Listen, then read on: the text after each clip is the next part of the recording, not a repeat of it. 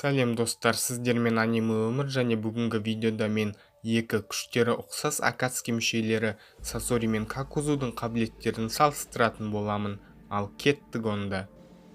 Ең алдымен Сасори және Какузудың қабілеттері мен күштеріне тоқталып, тек содан кейін шайқас сценарийлеріне кезек берейік.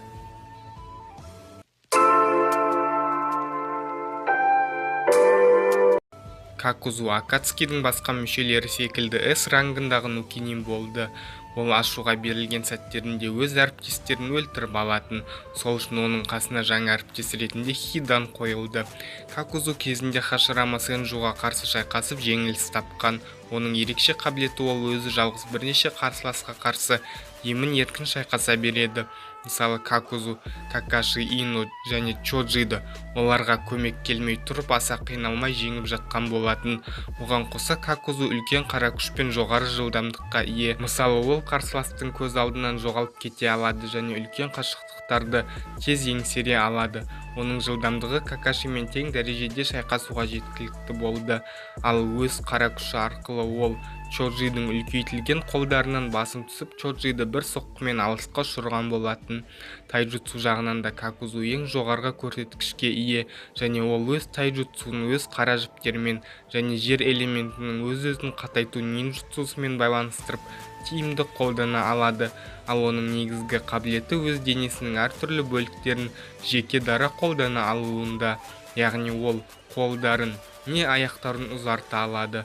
Арачимару секілді мойнын ұзартса да болады. Оған қоса өз жіптері арқылы ол кез келген жараны емдей алады және сол жіптер арқылы ол қарсыластарды көтеріп, оларды жан-жаққа ұрып соқса болады, не 15-20 қарсыласты бір уақытта қылқындырып тастаса болады. Және дәл сол жіптер арқылы Какузу басқа адамдардың жүректерін не басқа мүшелерін тартып ала алады. Жалпы Какузу өзімен бірге 5 жүрек алып жүреді. Егер Какузудың өзі шайқас барысында қаза тапса, қалған 4 жүректің біреуі өзін құрбан етіп Какузуды тірілтіп алады. Соғыс майданында тартып алған жүректер Какузуға неше түрлі табиғи элементтерді қолдануға мүмкіндік берді. 5 жүрекке ие болу мен оларды өз қайн айналымына қосу Какузуға орасан зор чакра көлемі мен табиғи элементтерді тым жоғары дәрежеде қолдануға мүмкіндік ашты. Көп шайқастарда Какузуды бір рет емес 5 рет қатарынан өлтіру керек болатын. Одан бөлек дәл сол жүректер Какузудың денесінен шығып, қара жіптерге оранып, құбыжық кейпіне ене алады. Құбыжықтардың беттерінде бетперделер пайда болып, олар өздігінен жауды шабуылдай алады. Бірақ Какузудың ең күшті жағы оның қабілеттері емес, оның соғыс тәжірибесі еді. Себебі ол кем дегенде 80 жыл бойы тоқтамай ұрыс алаңынан шықпаған жалғыз шиноби болды. Өз тәжірибесі арқылы ол кез келген қиын жағдайдан шығып кете алатын. Бірақ соған қарамастан авторлар оны Нарутоның жаңа нинджутсусы Расен Шурикеннің құрбанына айналдырды. Ал негізінде Какузу өте әсерлі және көруге қызықты төбелес стиліне ие. Бірақ авторлар оны ашып көрсетудің орнына Какузуды мүлде жерге көміп тастады десе де болады. Ал енді оның қарсыласы Сасориге тоқталайық.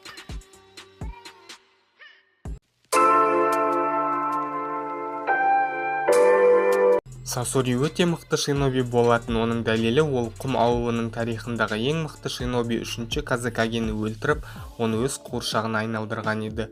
3-ші әлемдік шинобилер соғысында ол соғыс алаңын қызыл қанға бояған соң адамдар оны қызыл құм Сасори деп атай бастаған еді. Кезінде Дейдара Сасори екеуінің арасындағы мықты Сасори екенін мойындаған. Ол өте көп қуыршақтардың авторы болып есептеледі. Сасори Сунагакуреден кеткенімен оның көптеген қуыршақтары сол жерде қалып кеткен еді. Чио және Сакураға қарсы шайқас кезінде Сасориде 298 қуыршақ болды. Ол чакраны бақылау жағынан өте жоғары көрсеткішке ие болып, оның чакра жіптері жай адамның көзіне тіпті көріне бермейтін. Оған қоса ол бір өзі 100-ден аса қуыршақты жоғары деңгейде бір уақытта бақылай алатын.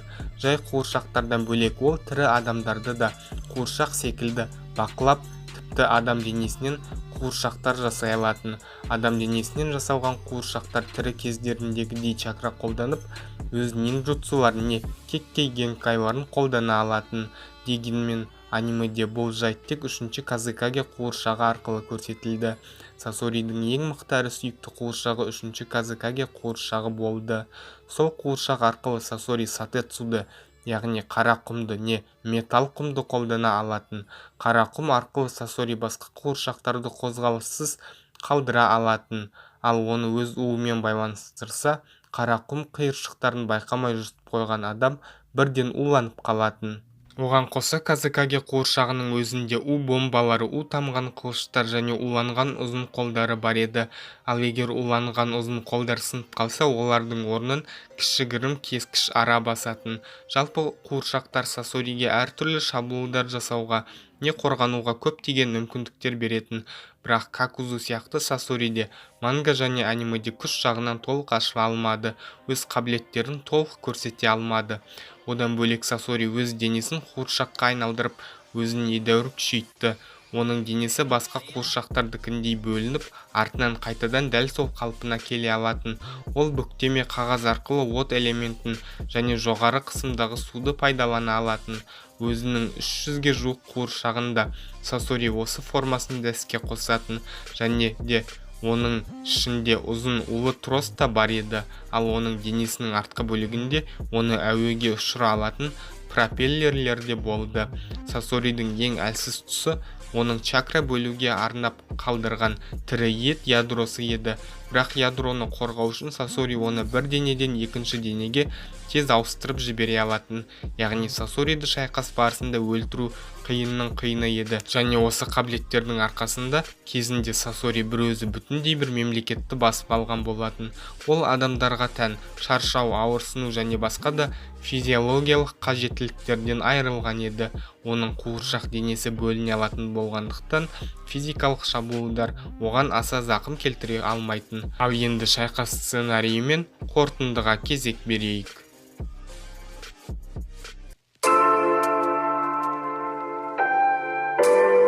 Бұл кейіпкерлерді Эдо Тенсей күйінде салыстырудың керегі шамалы, себебі Эдо Тенсей жағдайында бұл шинобилер аса күшейе қоймайды, яғни олар дәл сол қабілеттерді көрсетеді, тек оларда мәңгі дене және бітпейтін чакра пайда болады. Какузу Сасоридің алғашқы формасын денесін қатайту және өз жылдамдығы арқылы тез қирата алады. Сасори құм клонын қолданса да, бұл оны ұзаққа сақтай қоймайды. Хирокудан айырылған Сасори 3-ші Казыкагені шақыртады.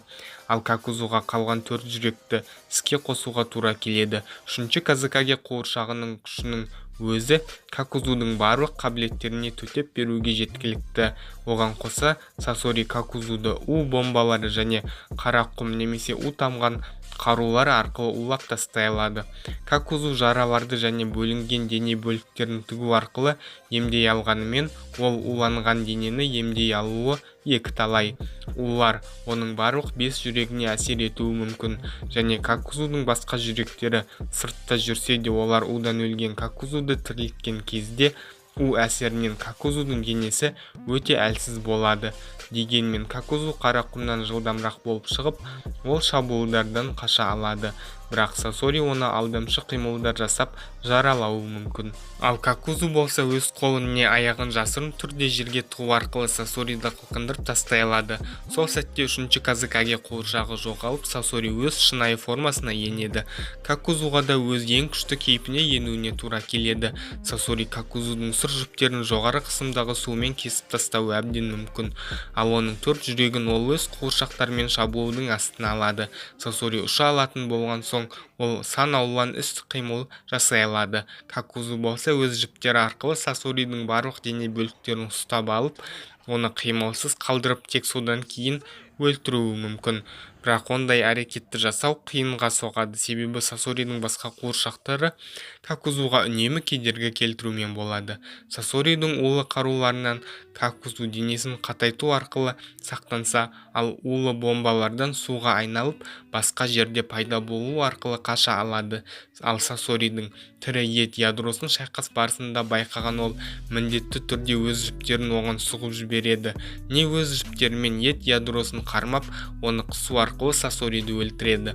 Бірақ Сасори аниме мен мангада көрсетілмеген басымдылығын қолданса, яғни басқа нинджутсу мен өз кеккей генкайларын қолдана алатын адам денесінен жасалған қуыршақтарын қолданса, онда Какузудың жеңіліске ұшырауы тек уақыт еншісі болып қалады.